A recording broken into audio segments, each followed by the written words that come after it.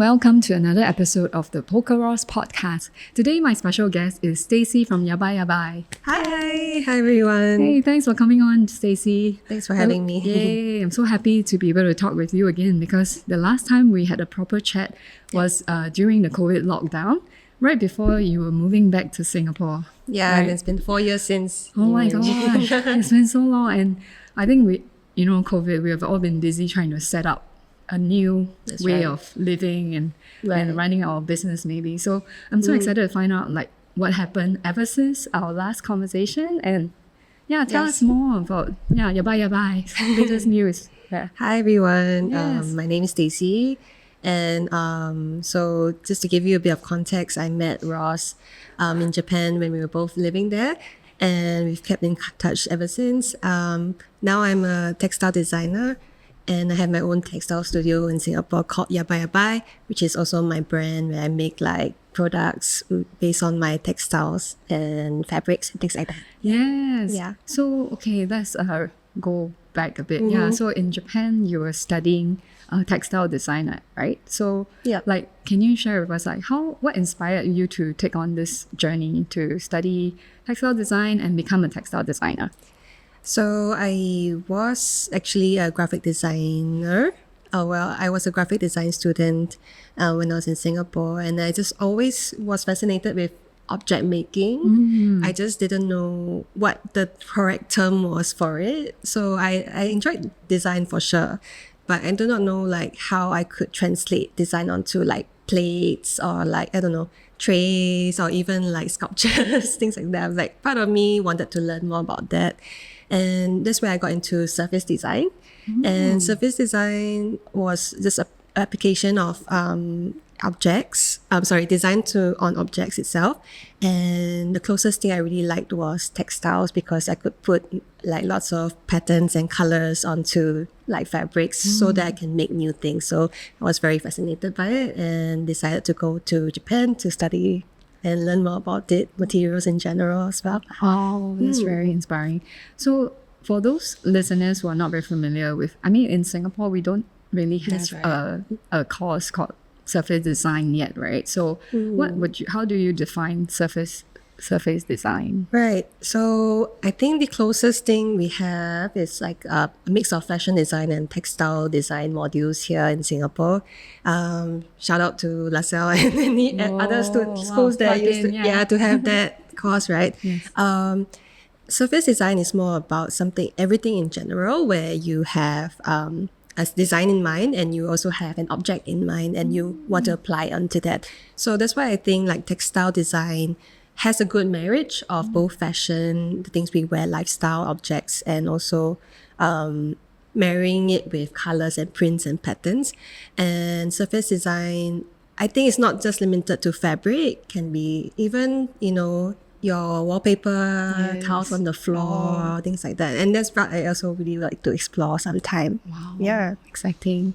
So when you were in Japan, was your course solely on textile design? How was your experience like studying there? So intense. I actually started off wanting to go into a university that was specializing in just textiles, but I decided to go to Bunka Fashion College instead, where we were drilled to learn how to use a sewing machine, how to make our own clothes as well. So besides learning about textile design techniques like dyeing, weaving, and also making our own digital patterns, we also had to learn how to sew and make fashion apparel products, which was really good because I still hone it. I still like use it until this day, and I love making clothes for myself now. That's a great skill to have. And in fact, I'm also wearing one of Yabai Yabai's creation today. I'm so excited. Same. Yes, so lovely. Yeah. Thank you for wearing it. Yes, okay, we'll get into your process in a bit. But how did like studying in Japan and the Japan culture, did it influence your work like now? When I say, I think naturally yes. I think when I say no, I don't think that's really authentic. I think that naturally it has become part of my design process. Couple of things that I thought about when I think about that is because it's more about the way people dress there. You know, like how even if you go to a convenience store or supermarket, people are dressed up, right? Like they do not wear. There's no such thing as home clothes. Home clothes is it uniquely Singaporean? I don't know actually. Would love to know. Basically, where I stay in the heartland in Singapore, right? So I'm very used to the idea of having home clothes and going out clothes. Yes. And there's no such thing when I was there in Japan. People wear makeup, people dress in, there's always good hair days and they always make an effort to dress up, and that's why I thought that inspired me, or actually slowly influenced me to be like, okay, let's dress up and let's make things that people enjoy wearing out, even if it's in their daily life. And also things like the way they see colors and patterns, even if it's simple ones, really helped me influence my current designs as of today. Yes, and I also know that you were, after graduation, you worked in Japan as well, right? Did that working experience also taught you some things about, I think I came into the Japanese workforce as a really fresh student. Student mindset in the sense that I would really love like making colorful things, very impactful, visually impactful things. But when you get into a company, you start needing to understand like what the market wants. And it tends to be actually really interesting because the colors that we tend to like in Singapore or in maybe warmer climates are so different from Japan because they have 4 seasons. So they think really differently, and for example, I had to understand that they really love simple patterns like dots. And million variations of dots. Which is good because that challenges us to make more dot patterns that were interesting. And the limitations to the kind of colors that they like, and also expanding on the possibilities of just marrying these two together. So I went in and did some patterns. I was a part of the design department in the textile company. And at first, my first collection was all really colorful prints. And then they go like, yo, tone down a little. But through that, I started understanding a little bit more about what the Japanese market likes. And it was a good process and experience. Sounds like a very good experience, And I think you probably took some of that into, to start your business. Like, how did that influence like you or inspire you to start your own business, Yabai Yabai? Right. I think about 2 things. Firstly, more of the practicality of things. Like I realized that even though I'm a person who really loves to wear colors and different types of patterns, fabrics, I was a maximalist, for example. Used to wear like headbands and necklaces and rings at the same time, that kind of person. But not about that. It was more about how would someone feel if that person wears the same thing every day. And when I think about it, I learned how to make patterns or prints or even silhouettes that people can actually enjoy while having a little bit of color in their everyday life. That's what I took back from being in that company. And also when I was in Japan, in that job itself, we actually collaborated with different textile designers that were all doing their own thing, like small businesses, and they were just kept to it, like 2 collections a year, and just enjoyed the creation part of things. And I thought, hey, it's actually not something that is foreign. It's actually something that's possible, and I would love to do that on my own. So that's how I came out to it. Wow, I love the story. I mean, I can relate to that as well. Like the whole, I think what makes Japanese products quite amazing is like, it's because of the thoughtfulness, right? And that's something we learn like when we design now is probably like, I mean, based on our past experience, maybe working for a Japanese company or like creating products for the consumer market, like we think about how it feels like for the consumer. That's and not just like doing something that we think is nice, like, like it's more like, it's hard to give up that part. But but then at the same time, I understand also that the other side where you were saying like how it's inspiring to see really textile designers being able to just launch their collection and stick to something that is like signature of their style and continue that way, like, and to develop and create something special, unique in this world. So Yes. So okay, let us know, tell us, how did you launch Yabai Yabai? Yeah. How did I launch that? Bye bye. Yeah. I started off with something like really big in mind. My first goal was to just spread awareness of the craft, especially in Singapore, where a lot of people do not really fully understand what the craft is about, or just know a little bit about it and not know. So that was my first intention to create the brand. So that's why I decided to first launch myself, have a little solo exhibition in Japan, just to start it off and just see where it goes. But I thought that my ultimate decision was to come back to Singapore to actually spread the craft around and also share more about like all these different textile techniques and see how people react to it, and also tell people more about the craft. So that's how it all started. And then now it's just more about the creation and the fun in object making and seeing how it, like if like today you made my day for wearing like clothes. It's just more about how someone feels when they wear a certain Yabai Yabai product or an item. And if they wear it for a long time, that is actually my ultimate goal. I'm just really happy to see that. Yeah. So for someone who's not familiar with Japanese, how did the name come about, like Yabai Yabai? What does it mean? And if there's any like special story behind it. Right. So for those of you who do not know the word yabai, actually it's not a very good word. In the end, I found it in the hard way. But anyway, yabai actually means, it's actually a Japanese slang it's called cool. But it can also be used in a negative way. But in a very naive and innocent way, I found out this word yabai when I was in Hokkaido for just like a working holiday.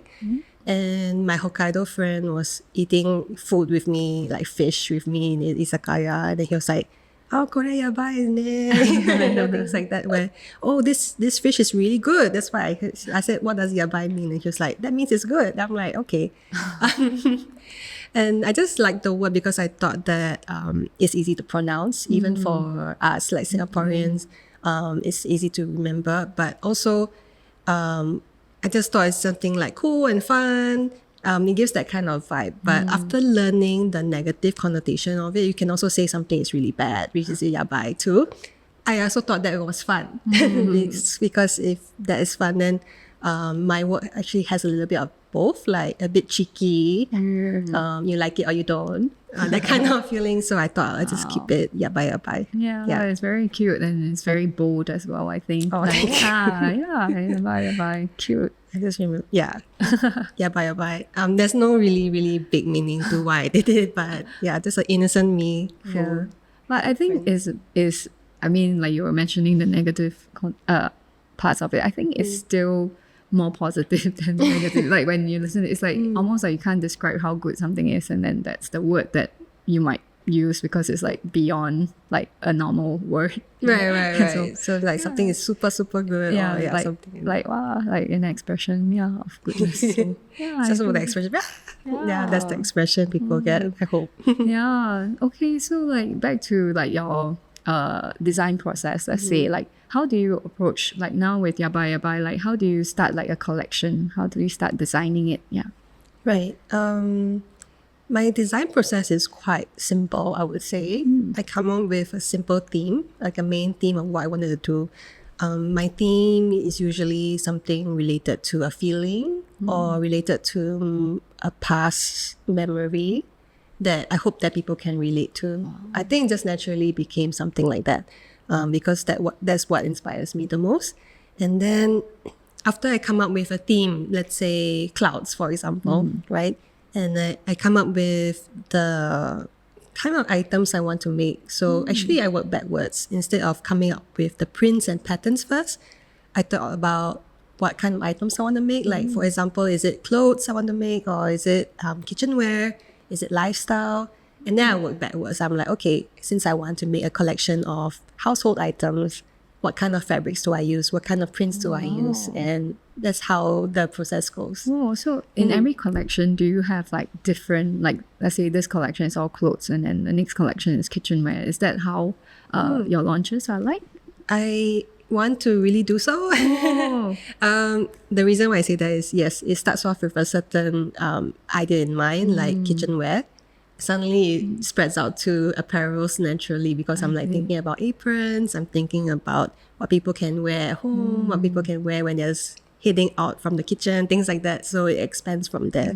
So it's hard to keep it to a small single category, but that's what I hope to strive to do. Wow. And I think that's possible because you also sew and it's done in-house, right? Like the sewing parts and to have the full control of the production, because if we were to go out to look for suppliers, then there will be suppliers that only do a specific kind of item, like or we are like apron makers, or we are like pouch is kind of like different places doing different things. So I think that's the fun part of, I guess, having your own studio to be able to produce anything that you can conceive. Yeah, I mean, most of the part is good. I do have some help sometimes from other seamstresses who can follow and understand the direction. But most of the time, I enjoy sewing it at home or in the studio because we can control how the shape looks like, custom it to what we think the fit looks best, and also just have fun in the process of object making and product making. I think that is one of the reasons why I wanted to start the studio anyway, just to explore and experiment on that. Yeah. So would you say that your studio is also like an R&D place? Because after like orders come in, sometimes you get other support as well, right? Like it's quite impossible to do everything on your own, I understand. So, yeah, for sure. It's actually more of like a space where it's not just limited to textile design, but a space for me to just sit down and go like, hey, what's next? Let's try something cool. Or let's just chill and see how the flow goes, you know? So it's actually a space for me to just clear my headspace and go like, let's try out something new. Nice. Yeah, so it's actually a restart and a space for me to make new things, and also in the future, hopefully have more people to come over and be like learning more about the process of textile design. That's one of the things I hope to do in the future. Like having workshops or like just some hands-on experience for your Yes, I hope so. I actually even thought of like having free one-day classes or more of like, hey, just a simple kind of like discussion with people. I go like, hey, do you know what's the difference between cotton and polyester?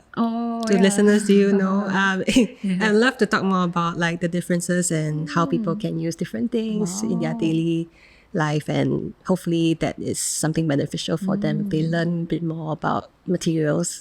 So just now you were saying that if you decide on doing like a kitchenware kind of collection, then you decide that's how you determine the materials that you choose. So how is the sourcing of the material like for you, like in your process?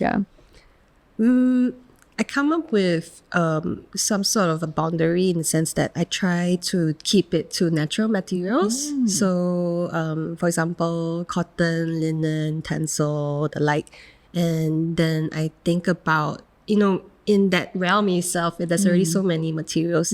So, when I do my own prints, I actually work with some textile makers from Japan and Indonesia that has a good selection of natural materials from like very thin and sheer fabrics, and that will be good for things like scarves, what else, things like handkerchiefs, for example, and down to like something as thick as canvas, more hard wearing, and that can be used for bags as well. So when I think about product, I was like, okay, a bag will, the fabric will definitely be different from a top itself. For example, the top needs to be thinner and more comfortable. The bag needs to be more like canvas style kind of material. So I work with them a lot. And sometimes when I'm in my sourcing trips, sometimes I go to Korea and I go like, that is like the dream fabric I want to get. I get a few meters from it, and then I start to do something in the studio too. Yeah, so that's where I source my things from. And Chinatown also, a heads up. Shout out to the Chinatown. Chinatown. Yeah, that's good. Saves me a lot. Yeah. So Korea. How is Korea like? Because I'm very interested to know, like, so do they have a textile market, or you just happen to find it in a craft shop, or I think here's the thing, right? I feel like fun fact. I don't know if anyone feels the same way. So like, you kind of know if you before you step into a textile mall, or no something that you really really like. For example, I like K-pop. Right? So before I go into a K-pop shop, I tend to get very overwhelmed because I'm like, do I want to get into this paradise of goods that I want to get? Wow. So whenever I'm in Korea, I actually avoided it quite a bit because I'm not sure how I would react when I go and immerse myself into the fabrics. But I was glad I went there last year for the first time. There's a big textile market in Dongdaemun, like in the center of Seoul. Nice. And there is actually so many floors and up to so many different types of materials like accessories, beading. Then they also have like baby wear, blah, blah, blah. Oh, awesome. And I went to this floor that is only meant for like natural materials like cotton. That was like flawed, basically. Wow. No. And there were so many materials that I have never seen in my life, and they were actually always innovating. There's a lot. The textile industry market there is still like very, very, it's flourishing basically, and I think that they are always experimenting on new products. So I was glad I went there and like took a lot of back in terms of like knowledge or understanding. Oh wow, this actually can be done that way. There's actually this technique. There's actually this material. I got really excited. So that's very interesting. Fact, I guess, for anyone who is interested, in fabrics and all that. That Korea has like such a kind of advanced textile market where you can actually learn and see new innovation, because it's such a long. I mean, it has been around, right? Fabric. So the fact that they are still innovating, like new mix fabrics. Exactly. I think Japan, there's always a certain amount of like shops like that spotlight equivalent that is always there, long and running in Nippori, for example. And that's great and all because you get to see what kind of patterns they like and things like that. But when I go to the Dongdaemun market, there's a different kind of stimulation. I'm not saying both is equally bad or worse. It's just like, both of them are great. And if you have time and you like fabrics, feel free to go to any country and check out their textile market because all of them are different. Yeah. Oh, that's very interesting and very good information. Oh, so what are some of the challenges you face, you feel like running a textile studio in Singapore? I think the first challenge I had since the beginning was people coming up to me and go like, what's textile? Really? There are people still? I mean, like... even down to my family members, they go like, I don't know what you're doing. You mean you're doing fashion, or you mean you're doing graphics like onto fabrics? Like, what do you mean? And that took me maybe about 2-3 years to... I was like, okay, if it's difficult for people to understand what I'm doing, what the textile studio is doing at first, I need to show them. And the first 2 collections was based on that. I'm like, let's show people what I mean. Come enjoy and come into the world of textiles through the collections. Like even something very simple like applying fabrics onto tote bags, applying fabrics onto very small pouches. See, this is what you can actually do with textiles and fabrics, blah, blah, blah. Then after that, the challenge right now is I get, once now, like people start to understand what the textile studio can do. We had a good run and had collaborations with some brands. More people understood like, okay, the textile studio we can collaborate with them like this. And it's been great. Now my current challenge is keep actually staying consistent, making my own collections while staying independent and not having much help because manpower, venue hire, all these are really expensive rental fee. So my current challenge is that I need to stay consistent, continue making and not demoralize myself. Just keep on working and staying strong despite all of the limitations that we might have in this country. Yes. It's definitely quite an expensive place to run a craft or art business, right? Because like rent is high and overhead and all that stuff. So I can totally understand. But at the same time, I think it's a great time, like looking back at when we first started, like when we first came out of poly, and then like when people really had no idea what a craft is, you know, or like that the value of craft. Right. I feel that now it's a very different time where people will actually appreciate and want something that is handmade and special.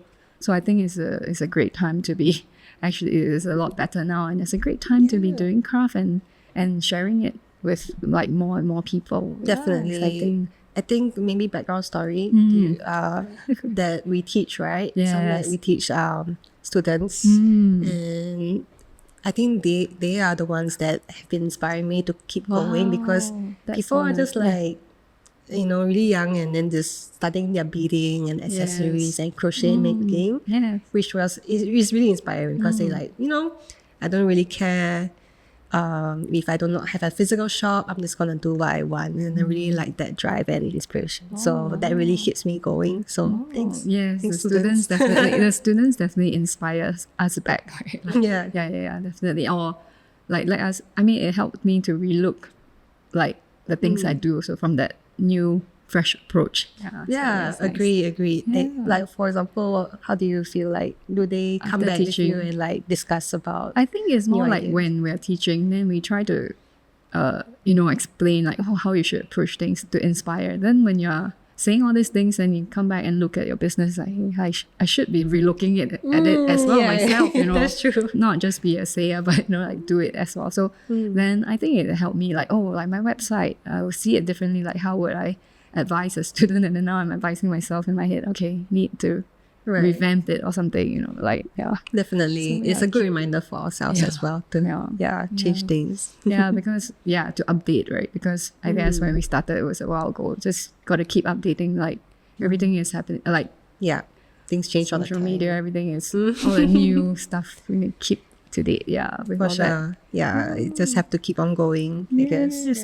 So I see that you have been doing some very fun collaborations. Can you share some of the latest collaborations with us? Yeah, sure. Should I bring up some stuff? Yeah, maybe. Yay. Maybe the latest collaboration that I have is with Sankaku and Maruhiro, which is actually a ceramic ware in Japan. Wow. Maybe I should show it to the video.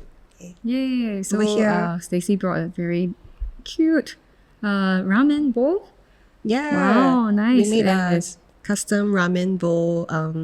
It was actually a 3-way collaboration with Sankaku, who is actually a collective that does certain volume every year. So this last year their volume was called Ramen, and they were exciting. collaborating with like different kinds of writers and designers about the theme ramen, and we collaborated together with them to make a ramen bowl that is exclusive to this volume. And so just to give you people who cannot see it live, it's actually a ceramic ware that is actually a ramen bowl that's fit for noodles. Actually, this shape is actually for noodles. You can have instant noodles or cook your own noodles on it if you want, dry or cool. And it has like a dragon print on it, and sort of like a traditional modern kind of twist to a ramen bowl itself. It's a bit like a classic ramen bowl, right? When you go to the chuka, like a Chinese style ramen place in Japan. So it's very classic designs, and like you have all these lines that it's like one look, you know, is meant for ramen. And these designs are also a modern take on the dragons and that's right, the traditional ramen bowl, right? So cute. Thank you. Then you have the Sankaku so this branding. We kind of wanted to keep them. How would it look like if we had our own ramen shop? That was the main theme. And when we went over to Nagasaki, which is where this ramen bowl was made, under Hasami Ware, we found out that the Maruhiro founder, the young boss, actually likes skateboarding. And we wanted to just add a little bit of his element into it. So the dragon is actually skateboarding right which is now. so special. That you cannot find in any other ramen shop for sure. Yeah, and this was one of the first examples of being like, we want to try and challenge a new medium, and we want to also apply things onto different designs. So it's not just fabrics; we could try out different things together. So this was a really interesting collaboration. How did this collaboration start, and how did you guys how did the process work for such a collaboration? The collaboration was really interesting of how it started. I was at KL Art Book Fair 2 years ago. And my Malaysian friend was like, hey, I want you to meet someone for coffee. Wow. And then we hit it off. Like I hit it off with one of the collective members called David. And David and I were just talking about how our life was like living in Japan. He still lives there. And we were like, hey, let's do something fun together. Let's take something cool.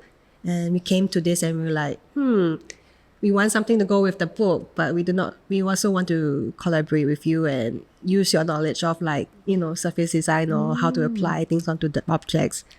How about a ramen bowl? And then that's how we started. But we had a lot of challenges in the beginning because it's a new medium. There are some limitations as to what we can do and what we can't. Whether we want everything to be hand painted, that would be costly. Whether we want it to be tensha, which is like, applying, using seals and baking them. So I think it's probably similar to you when in your process where you need to find out how you want your design to be, a glaze and everything. Yes. So the glaze, what can and what cannot happen. Even this orange, you can see in the video or you can see in the pictures that I'm sharing on Instagram. The orange was custom to this bowl. It was quite hard to find. To achieve. Wow. Yeah, so the original color wasn't like this in the first place. So you do a lot of experimentation, and we decided to keep a more natural kind of dot. You can see the natural greens, we'll say greens, of the bowl. So we were happy of how it turned out. So how many rounds of sampling did it take to get here? I cannot count. Really? Wow. No, for sure. I mean, in the beginning, they were just like very light samples. I was like, this like is what the glaze will look like. Glaze. Okay. Yeah, but when it came to this, maybe we experimented. Maybe minimally five different kinds of how bowls, and then we see how it looks like. Because sometimes the designs like the dragon is too big or too small. We actually had to tweak it. And we did it all in Nagasaki where they gave us like stickers and then we just pasted and see how it looked like. So it was a good experiment. Oh yeah, that's a good way to find the right scale, right? Just to do the mock-up first. Wow. And I see that the outside is probably hand painted. That's right. And then the inside is decal, right? So what I want to say about this finally, like what I took back from this collaboration is also, the craft of a different kind of craft, right? You go and see a different craft like ceramics. And what I'm really touched by it is that it's not just us. It's not just a trivial collaboration, like so simple. Like the amount of hands that were on this product was so overwhelming in the sense that, okay, first we found the person who could make the mold. Yes. And then the person makes the mold, passes it to the person who does the glazing, the first glazing. Yes. So there were more than 10 hands on this bowl, and each one of them is just so dedicated to their work. So it's a very special item for us. Yeah, that's a very good experience, I suppose, like to be able to also work so closely with a supplier to see the process, because a lot of time I think now we can like design something and send it to a factory and probably not go in depth. I also like how open they are for us to, I don't think they really show it, expose it until we sat down and be like, hey, let's try this together. And they were open enough to experiment with us and also let us into their world of craft. So really appreciative of that. Yeah. So did Sankaku already know them, or how did you find this? Like after you guys decided, okay, let's do a ramen bowl. And then was that when you started looking out for possible collaborators, or? Actually, I do not know. Okay, so Maruhiro, the ceramic company who worked out with us closely, has actually really interesting hasami wares, and they make it for daily objects as well. So I think that's why we Sankaku approached them and collaborated with them in the first place. And I think after that, it's also more about, the R&D. They were really open to trying out something new with us. So I think that was one of the reasons why we went ahead with them. Oh, yeah, it's really, really lovely. And is this bowl still available for purchase, or is it like probably sold out by now? Usually, there's limited editions. I do have some available in my shop. We have a small shop in my studio called Moss, MOSS. That's at Goodman Art Center. And we open it up twice a month on Sundays. And I do have about 2 to 3 of them left. I actually flew them back myself from my recent Japan trip. But other than that, for those people who want to get it overseas, it's actually readily available on Sankaku's online shop. Oh, nice. And if you just send us a DM if you're interested, just feel free to reach out to us. Yeah, do check out Yabai Yabai's IG for more information on this. Thank you. Very nice. Feel free to come and send us a message. Yes. Okay, so I see that you also brought us some other pieces today that from your previous collection. If there's any work that you can share with us, like the themes and the prints. Yeah. Sure. Sorry, am I far from the mic? Okay, so I brought a few pieces. Just like to show you what I usually do, but maybe let's go with the first product that I thought was really Yabai Yabai, and that is the convenience store print. This was two or three collections ago. This is nice. The convenience store print, right? Oh, that's so cute. I think maybe this was during COVID time. This print is filled with lots of colors and motifs of what you can see in the convenience store in Japan. And I feel like because it was during COVID time, many people reminisce together with me, like, I want to go to we couldn't go overseas then. We were like, really want to go to a convenience store. And convenience store was basically my life when I was a Japanese student in Japan. So I came up with different kind of colors and things that actually made my day in the convenience store, like Family Chicken, Family Mart Chicken, for example, like onigiri and soft serves, little things in life that I thought really made my day when it's in convenience, and made a abstract kind of print on it. So this was made in the shirt style, so that both genders or all genders can actually wear it and enjoy it. So this was one of my favorite first few prints that I thought, okay, this is where I want to go as my direction. Yes, this is really cool. Thank you. Yeah, I love it. Is it still available? It's probably you don't have any it more. is now an archive. Archive, right? Yeah. An archive print. So I still have it as a sample in my studio. So if anyone wants to come and take a look, feel free to come and see. I'm just curious, like the overlapping colors, right? Is done in the artwork, or was it like the print? Oh, it was overlapped only after. Yeah, so I drew. There's a couple of layers on this. So I had like the basic motifs drawn first, which is like the food motifs, and then I overlay it with like more abstract kind of shapes with textures on them. So to sort of also look like a risograph kind of print. That kind is of this style. silk screen? No, actually it's digital print. Oh, okay. And the colors from it came out really well. Yeah. So sort of, I understand what you think. It looks like digital silk screen because like it's overlapping to create that green, because it like the blue and yellow created a nice green. So it looked very so kind of wanted to have that look. I think when I work with the printers, they did it really well to achieve sort of more of a hand drawn kind of look. So and what material is this? This is cotton twill. It's actually quite a soft cotton twill that's comfortable. Yes, very nice. Yay! So that's the first piece kind of from your early collection. Yes. Okay. And what I'm wearing and what Ross is wearing. Yes. Oh, is this also from the same collection? Oh, this was the same collection as the convenience store. And this was one of the times where I realized Ross is wearing a bundle print that is white and black only. And actually, the word bundle comes from rubber bands. Okay, in Japanese, bundle.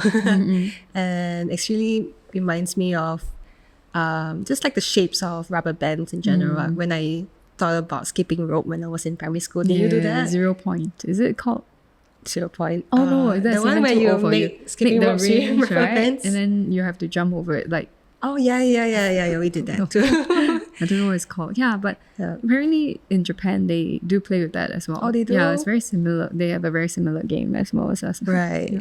So the different shapes of how a rubber band can be like was the inspiration behind this print, and I think because of the simplicity of it, that it was quite well received. So people were either fans of the convenience store print or something as simple as the bundle print. So that was a very interesting kind of take for me. Yeah, I'm like, whoa, okay, very different. Like I mean, in a way, it's quite like opposite end. But it's still it's still Yabai Yabai to me. Yeah. Oh, thank you so much. Yeah. I'm happy to hear that. I kind of like the subtle meaning behind things. So I'm wearing a pasta shirt, pasta la vista shirt. Pasta la vista. Cute name. Thank you. It's actually my first reversible 2-colorway kind of print. I wanted to play on the mix and matching of 2 very simple color schemes, and then mixing up and seeing how the shapes will go. So I'm wearing a crop shirt that I made that has different kinds of macaroni shapes on it. Something simple in the sense that, but yeah, also visually you can understand, just sort of like trigger you and be like, oh, it's pasta. Yeah. But it's also actually a print. So this is something fun that I tried to make. I also brought 2 more prints over here that I thought had a little story behind them. So this was the Negi print, the study of Negi, that's the title. And I worked with sort of like a more linen style kind of texture to it. And the reason why I made a spring onion or Negi print, or is it leek? Leek, spring I think. onion, Yeah, leek, all right. Yeah, so of leeks is because I thought that I wanted to share the story of how I wasn't able to cook until I was 23. When I first moved into Japan, I couldn't cook at all. My first miso soup was a disaster. And Negi was actually how I started learning more about it. Yes. It makes everything taste nice. So I started cutting Negi and putting it into different kinds of food like nabe and like hot pot. What else? You can actually have it stir fried with pork or onions or like vegetables, and everything will taste good. So Negi was like, okay, something I wanted to try making. It's like Negi promotional bag to advocate Negi lovers. Oh, that's so cute. Yeah, thank you. So this was made into a shoulder bag that people can just sling across. Yeah. So did you sew all these on your own in the studio? That's amazing. Yes, I did. I did have a bit of help last year. Yes, we try to do everything in-house as much as we can. Amazing. And just try out different shapes. So the shoulder bag, this was the first pattern that we tried something new as well. Yeah. And finally I have another one of my favorite prints last year in my previous collection. It was the inner child print. Wow, yeah. This one is very iconic. Right? So this is actually a dress. Actually, maybe. I might have some extra. Wow, so, love it. The inner child print is actually, I think when we discussed today about the podcast, like during the podcast, it's just more about not losing yourself. It's actually almost my 4th or 5th collection so far already. And when you continue making new things, you start to question about why you're making things and whether or not you're losing your authentic self. And this was more like, okay, come back. This is me, and this is what I hope people perceive the brand as or me as. So come up with all the colorful shapes and showing my personality. So basically, so this is why I wanted to make this print full of colors and shapes. It's like the essence of Yabai Yabai. Yes, dress. So it's very lovely. It's a very nice, bright, colorful dress, but with black background. So it kind of I don't know, Yeah. tones it down a bit so you can wear it almost anywhere, I feel. Oh, thank you. Yeah. Very versatile So- and yet can show personality. Yeah. Yes. Yeah, I Show love your it. inner child. Inner child. Don't forget it. Even as an adult, yes. That's what we need. Yeah, it's very nice. Wow, thank you for bringing all these pieces and sharing with us. Yeah, it's amazing that you're able to fabric is one thing after designing, but to be able to sew and make them into something wearable and usable, like right in your own studio, I think that opens up so many possibilities and it's endless, right? Like what you can create. Exactly. Yeah, I think the ability to sew is just so amazing. Like, right? I mean, it's like the thing is that I studied textile design as well, but we were really concentrating on textile design. So sewing wasn't a big thing, so we could learn it on our own.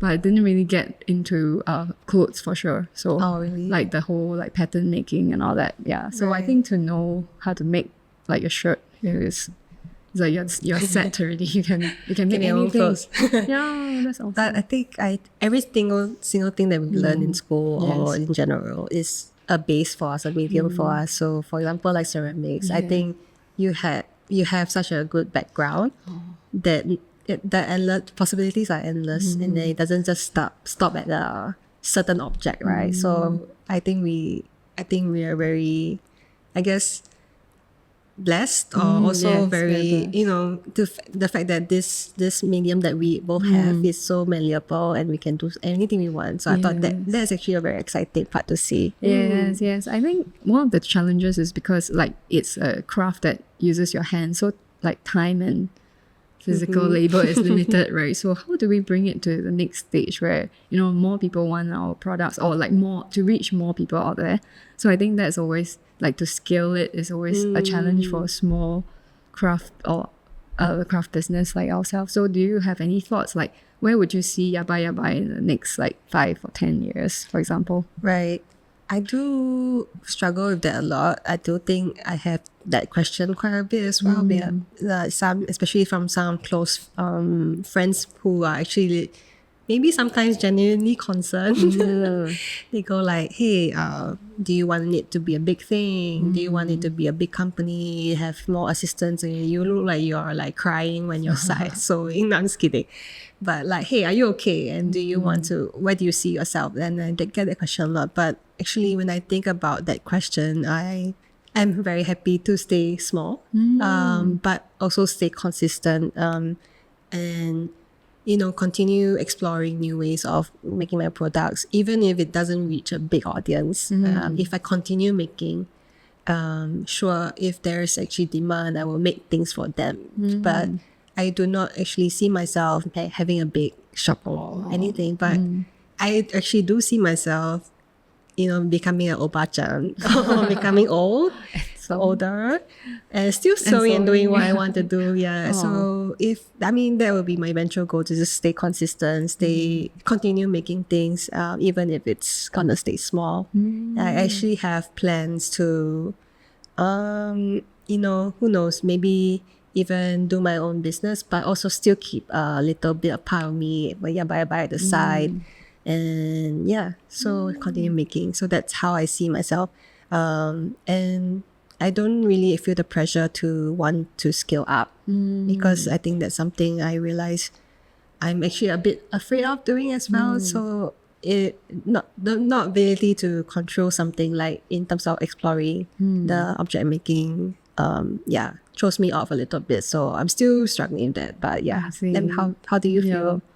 Scaling, I think for us, if we really want to scale, the next step would be like, work with a supplier, maybe because you need hands and you need skilled people, and I find it challenging to find really skilled people who would want to do this, and I'm like being able to pay them a decent kind of like full-time pay in Singapore is a bit challenging. So I think, and whether I can get to that stage, you will turn from being an artist or a craft person to a businessman, like overnight, right? Like you have to change. So then maybe I will not get to be making anymore. So that's right. So that's the kind of decision you have to make, right? So I guess we're at the crossroads. So where to take the business next, right? Because we have been kind of doing this for 13 years now. Wow. Yeah. 13 years. 13. Wow. But then I wouldn't say that it's, I've been doing it full force for 13 years. I think during COVID, when that's when we got our first like physical studio, and then things got real. Like so So real it's more adulting intense. decisions. Yes. So it got more intense in the recent years. But I think it's been good, and trying new things as well.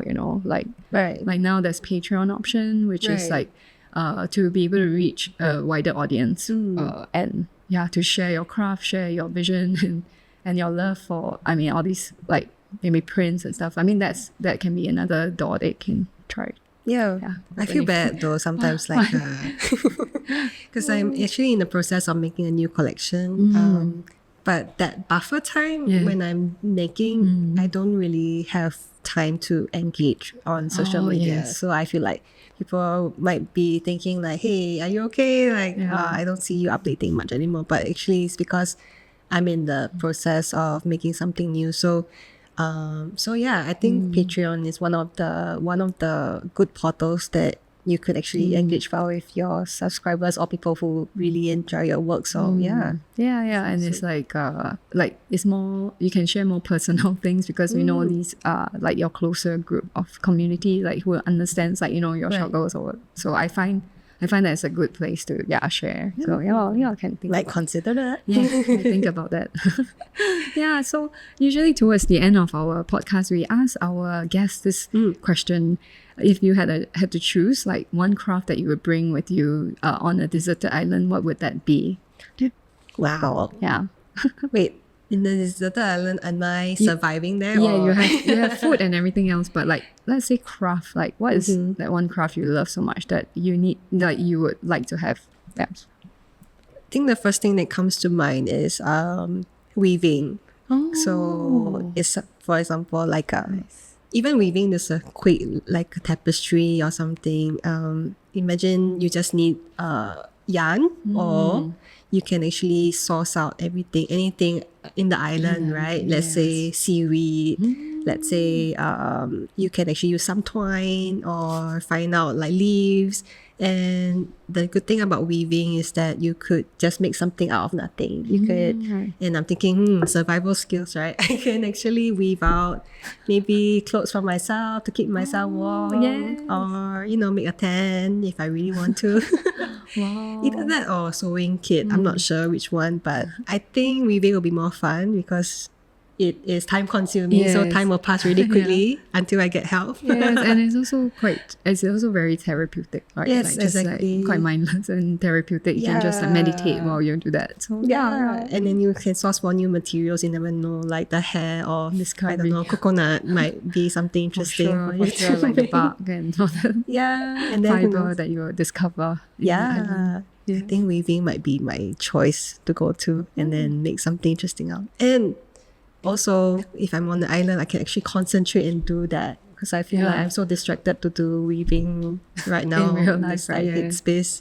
So maybe the deserted island might be a good idea. Leave. Maybe ultimately that's what you've always wanted to do, but distraction. Really, I do enjoy weaving, and I just wish I had enough just headspace and just in space in general as well to do something. I'd love to go back to it.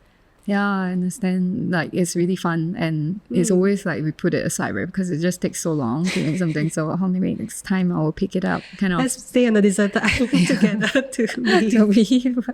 We'll create this really nice tapestry. Oh my gosh. SOS. Very, very cool one that you can see from above. Wow. The most aesthetic SOS ever. Sure. That's nice. So true. Oh, that's a fun answer from Stacy today. Okay, so thank you so much for coming on today. I think we're coming towards the end of our podcast. Is there any upcoming collaborations or launches, collections that you would like to share with our listeners?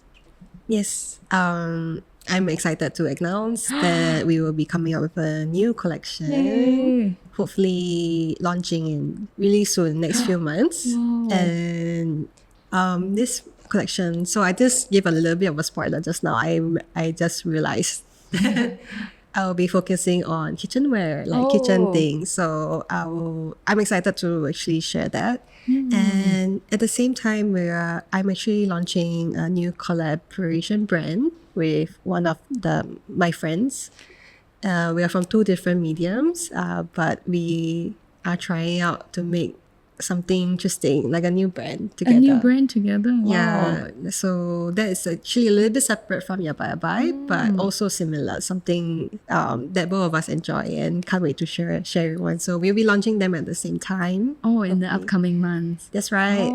Exciting. So stay tuned. And can we expect to see any, besides textiles, would there be different mediums and like different products coming up? Let's say that textiles like Yabai Yabai collection things are definitely more made by hand, and also shows more about the patterns and prints. But this time the collaboration brand is a very different direction. That is actually more about lifestyle and how do I say this? Like things that people actually will wear. I don't know, to give a hint. It's actually something related to sports. Oh, so that's so fun. we are just trying to experiment on that and see how people react to it. Wow, looking forward to it. So we will also be able to see that announcement officially on Yabai Yabai when it's out, right? That's where you will be announcing even the new brand, collaborative brand. We will be doing that soon, and also having a new account, Instagram account for the next brand as well. So we'll definitely be sharing. Wow. And definitely we will have pop-up. So we're inviting everyone in the world to just come and see us. Okay, please come. Yes. You're free to come and just see the contrast of both brands, and also just come and enjoy it and have fun. Wow. Yeah. Really looking forward to it. It sounds like a very, very big launch that will be coming up. So look out for the announcement on Yabai Yabai's IG. That's where most of the announcement will be. And if you're interested to get any of her products, existing collections, you can find them on her website as well. Yabaiyabai.shop. There's some items available in stock, so we will be able to attend to that. And if you want to come see our collections, sometimes. And also you have the physical shop, you were saying Moss. Yes, that's right. We do have some of our stock available in the studio shop called Moss. Feel free to see it on my IG as well. And come and have a coffee. Sometimes I make coffee for people, so come and have a look. Yes, I should visit soon because we're quite close, right? Goodman Center. Yes. Okay, so thank you so much for tuning in today. If you'd like to see the full video of this, is available on our Patreon, and the podcast will be on Spotify, Apple Podcasts, and YouTube. So thank you so much once again. Thank you, Stacy, for coming on. It was very, very fun chatting with you. Thank you. See you again in the next episode. Bye.